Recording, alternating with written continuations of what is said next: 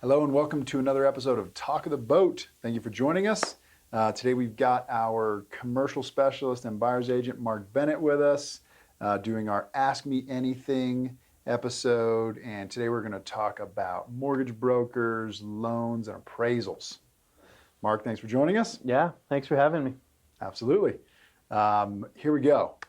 So I am thinking about buying a house. And I am, deciding how to choose a mortgage broker. So what is your advice for me when choosing a mortgage broker? Well, I think the most important thing that a broker can do is respond to you. So if if you're feeling like your initial responses are a little slow, that would be a red flag to me. Talk to multiple mortgage brokers too. Don't just stop at one mortgage broker. Get quotes from a bunch of different people, interview those brokers, and make sure you're comfortable with how they communicate with you, how they answer your questions, and maybe even their patience level. Make sure that you're comfortable with all of that. Nice. And so what questions should I be asking the mortgage broker before I choose them? Well, I think obviously the big ones, you're going to be looking at interest rates, closing costs, and origination fees. So typically you'll hear that as points. So how many points are they charging? What's the interest rate? And what are their actual closing costs on the loan? Those are all going to be your main decision factors when you're talking about the price of the loan. Another thing that is a little bit more obscure that I would definitely ask is, do they originate the loan themselves? Are they underwriting the loan themselves? Who are they using to underwrite? If it's not them, is it a bigger national bank, or is it something a little smaller where they have a little bit quicker communication? One of the things that we've seen a lot is appraisals, having trouble getting those appraisals back from the lenders. So just making sure that there's an open line of communication and that you're on top of everything that they're working on for you. Perfect. So do we care if they're local or out of town or, big bank, internet, mortgage broker? What do you think about that? Well, Steamboat's a unique market. It's a small market because there's not a lot of similar properties. Let's say, for example, in Denver, you have a lot of comps, a lot of sales, a lot of different properties to choose from. So that makes appraisals a little bit easier for those properties down there. Here in Steamboat, you typically have to use properties that don't necessarily fit the mold of the property that you're trying to purchase when an appraiser is trying to determine the value. So using someone local is familiar with the market, familiar with the local appraisers, has a stake in keeping, referrals. Sometimes the big banks just sort of, they have such a high demand incoming that sometimes, they might not care as much whether or not your loan goes through. Whereas I don't want to go too small. You want an experienced broker as well. So there's that fine line. So yes, I think in our market specifically, using a local lender is really important. Using a local mortgage broker, I should say. Right. Yep. I agree completely. And then if you end up with somebody out of town, maybe you've got a previous relationship with them or something like that, the other thing is definitely use a local appraiser at least. Right. Make sure that mortgage broker uses a local appraiser. Yeah, and that's part of the separation that happened after the 2008 real estate crisis. They put in some buffers. What was happening was lenders, or even lenders, mortgage brokers, and real estate brokers were all talking to the appraisers, and a little too close, a little bit too, how do I want to say it, a little too much nepotism potentially in that, or influence from the people who are buying or selling the property with those appraisers. So they put in a big fire break that limits the communication between all those parties and the appraisers. So making sure that your lender has done Steamboat deals in Routt County and has a source of getting the appraisers to pick up their orders is very key, I think. Right, because we're not supposed to talk to the appraisers anymore. The mortgage broker's not supposed to talk to the appraiser anymore. There's an appraisal management company now in the middle, and nobody can get them on the phone, right? And Right. so it's tricky to, if things get weird at all, or deadlines are, tight or whatever, it's hard to get a hold of who really makes the needle move and Right. meet the deadline and stuff, Yeah. right? Yeah. Yeah. Yeah. It's definitely difficult at times. Totally. So we're going to get into that some more here in a minute, because I know we've had some interesting questions and some interesting experiences around appraisals. Before we go there, what about interest rates? Obviously, interest rates are going up. Yeah. Kind of a big deal. They've been historic low for years, and now they're, moving towards historic hikes, right? So Yeah, I not mean, there yet. Yeah, but, yeah. I would say historic changes, right? I mean, we saw interest rates in the high teens in the late 80s. I wasn't buying houses then. I'm a little younger than that, but historically, our rates are not terrible yet. No, right? no. They're more like average at the moment. Right. We could see them maybe creep up above average, but what we're seeing is the most rapid change in interest rate that we've ever seen historically. So, Right. 3.5% just a few months ago, it feels like. I'm not even sure. I mean, I think I had clients getting that, in the late winter, or early winter, I should say, late 2021. And then we, started to see them climb up, and now we're typical is over 5, and I've even heard of some going over 6, depending on the loan that you're getting. Right. So that change in that time frame was definitely different than we've ever seen before. But I think what's the example? Yeah. As far as So- borrowing ability. Yeah, and usually rates. we kind of ballpark it at, if the rate goes up by 1% on your, let's say you go from 3.5 to 4.5, then the buyer's purchasing power, as far as your monthly payments and everything, goes down by somewhere around 25%. So it's pretty significant.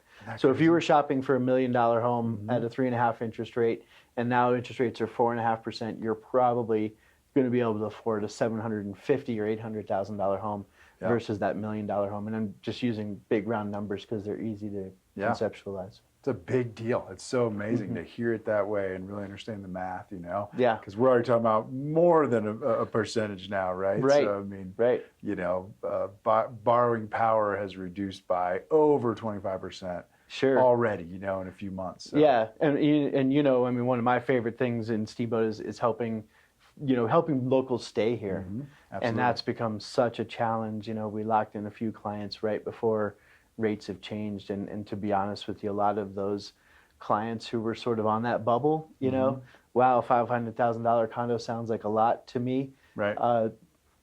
They're feeling like they're not purchasing in Steamboat at this point, and looking at, Oak Creek or Hayden or something like that. No question, which will affect our market, right? I mean, we've already seen buyers, dropping out, getting priced out because of rates. So that's going to, affect the market as a whole. Well, especially vacation home buyers. Vacation home buyers, they don't need to live here.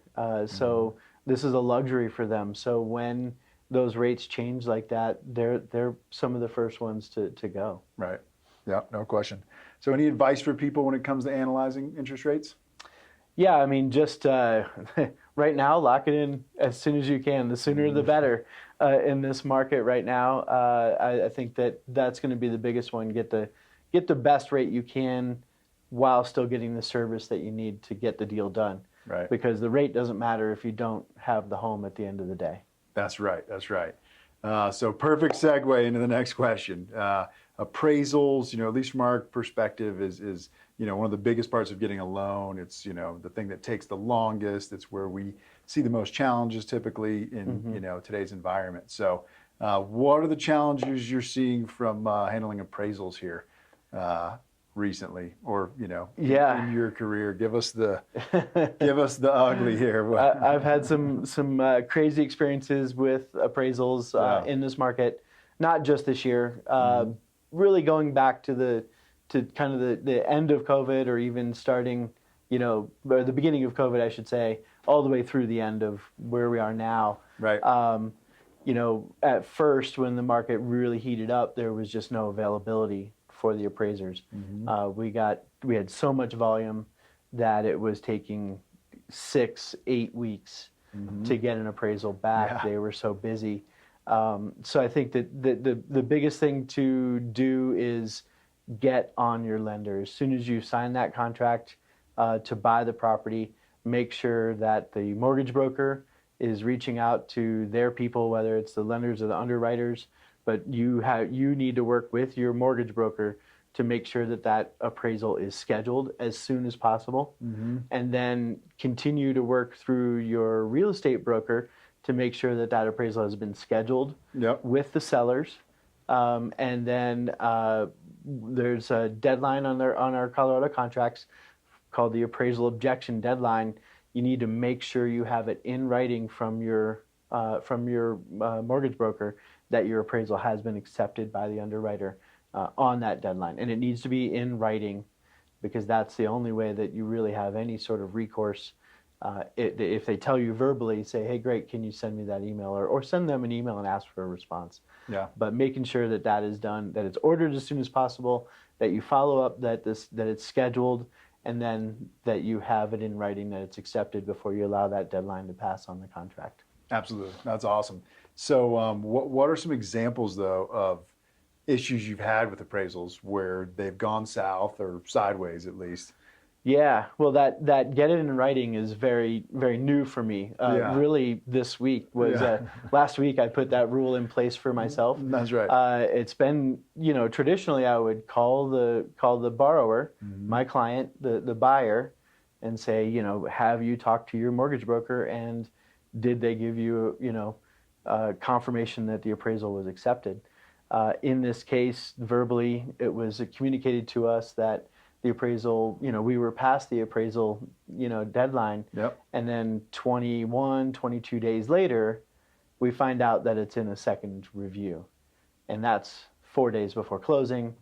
That's not enough time to get anything done in the appraisal world with the separation that we have between your mortgage broker and your real estate broker and those appraisers. So that was a big surprise, and that is why now, going forward, I'm definitely counseling everybody to get that in writing from your mortgage broker that the appraisal has been accepted. Right. So that's one. And then if just making sure that you have enough time in the contract. We all know that an appraisal is required to get a loan. So if you have a deal that you've gotten accepted that is on a loan contingency, you have to make sure that you have enough time built into that contract to get the appraisal done. And that's going to come down to the experience of the real estate broker that you're working with. Make sure you have a broker who does a lot of deals, because they're going to be more in tune with what is going on in that appraisal market at any given time. Right. Is it 4 weeks now? Is it 6 weeks? Do we need 8 weeks? If the seller has accepted the buyer's offer with a loan contingency in place, then having those dates set up ahead of time and not asking to move those later on in the contract really sets you up for more success. No question. Yeah. And so from my perspective, working with sellers, it's as simple as that in some cases. Just the amount of time that's been allotted in the purchase contract, right, proposed by the buyer and the buyer's agent, has to be enough. And you can't assume that the listing agent and the seller are going to allow you to extend that deadline just because the appraiser couldn't meet the deadline. Right. And the mortgage broker didn't communicate well, and the out-of-town lender, didn't understand the market or have the right relationships with the appraisers and all that kind of thing, right? So, literally a transaction can completely fall apart at that point just because, the initial contract didn't have enough time for the appraisal to get done. Buyer's agent comes to the listing agent and says, hey, we need a few more days on appraisal. We didn't get it done. And then what happens is sometimes the seller has a backup offer, or maybe they decided not to sell between the time they went under contract and that extension gets requested, right? Yeah. I could go on and on. There's any number of reasons that, in the state of Colorado, the seller really doesn't have an out. The seller, once they sign the contract, the purchase contract, they're along for the ride. Right. Unless the buyer comes along and says, hey, we need an extension. Now all of a sudden the seller can say, nope, I'm Yep. not selling the property, or I'm selling it to somebody else, Right. or I got a higher offer, or whatever. Well, sounds So, like you better terminate if you can't make that date, and that's obviously Yeah. a bad situation for the buyer. You want to make sure that those dates can be met when Mm-hmm. you're initially proposing that contract. Yep, absolutely.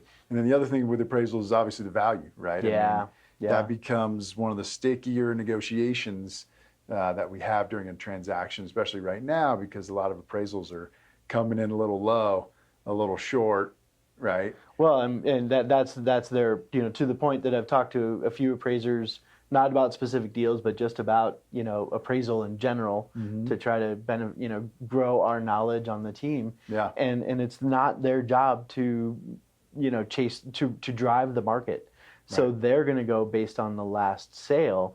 They don't care that you really want this property, and that they've got to do a fair market value for the lender, the underwriting team, to make sure that they're comfortable with giving you that money, giving your mortgage broker that money. I think that the hard part of that is that in such a competitive market, they're not coming in at the offer price. Mm-hmm. So then, do you as the borrower have more money to bring to the table in case that appraisal doesn't come back, or is there some sort of negotiation that can happen at that point? The reality is, a lot of times in our market right now, there's a backup offer, someone else asking about the property. Mm-hmm. The sellers are less likely to want to make that move. No question. In when it's crunch time. Yep. And you got to decide right off the bat when you're making the offer, again, a reason to have an experienced agent that does a lot of transactions and really understands where the market is, right? Because how do you write the initial offer? A lot of people are waiving appraisal. Yeah. Even if they're getting an appraisal for the loan, it's a condition of the loan, but they're waiving the appraisal contingency, or they're putting in an appraisal gap coverage, right? Right. Which has become commonplace now, where Right. people are deciding, how much of a gap between the appraised value and the contract price are they willing to cover, Right. And do they have that more money to put down, and is it going to change rates and all that kind of thing? So what foot do you put forward, and how do you lead with your offer, as it pertains to appraisal is a big one too. Yeah, I would agree with that. Yeah. Yeah. And then on our end, looking at multiple offers, obviously, if somebody's, you got cash, or you got loan with an appraisal, or you got loan without an appraisal, the seller will look at all those things, and appraisal is one of the key things that I'm coaching sellers to really understand and counter based on, and look at the strength of the offer based on how the appraisal's been written into the contract. Right. And do you have concerns typically when somebody puts in, if they're getting a loan and then don't have an appraisal deadline? Mm-hmm. That can be a really scary thing, and I would think that is that something that you watch for? Is there a potential to have the deal fall apart for your seller because of that type of thing? Because they don't have an appraisal deadline? Yeah, if they don't have an appraisal deadline, and then the appraisal comes back really short, and that buyer's agent didn't, Oh, yeah. consult with their client and make them understand that anything between that no man's land is your responsibility as the buyer, most likely in this market. Right. Absolutely. Yeah, you got to read between the lines and really dig deep. That's a really good question, you know what I mean? And that's a few layers in, Mm-hmm. Really picking apart the offer to understand, did they just waive appraisal because they want to win the deal and they're not really, calculating how that's going to affect everything? Then yes, we're worried about that, because the problem with the appraisal and loan is that appraisal is a condition of the loan. So just because you have waived your appraisal contingency in the offer, it doesn't mean that it's no longer a condition of the loan. Right. Right. So yeah, you got to be careful with that. Is it really stronger because there's no appraisal deadline, or, did the buyer just extend themselves a little too far, and, now you've got appraisal and loan kind of together with loan. Yeah. So Yeah. huge. Yeah, that's a big deal. Mm-hmm. So many little intricacies like that. One of the things that's important is your team, right? Having a good experienced agent, good experienced mortgage broker, local mortgage broker, preferably in our little niche market, so they know the ins and outs. They've got good communications with us, good communication with the local appraisers. Yep.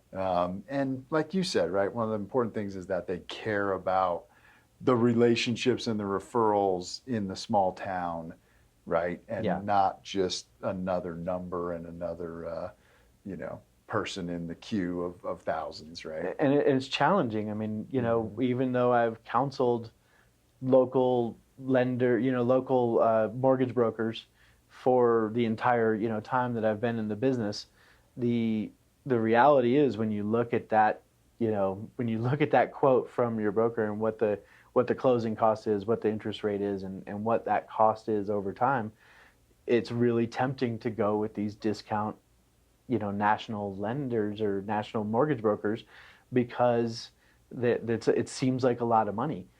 But how much is the heartbreak of not getting the house when you've jumped through all the hoops, when you've paid for the inspection, when you've paid for the appraisal, and then it doesn't come back, or there's some other glitch, some kind of slowdown in the process that costs you the home?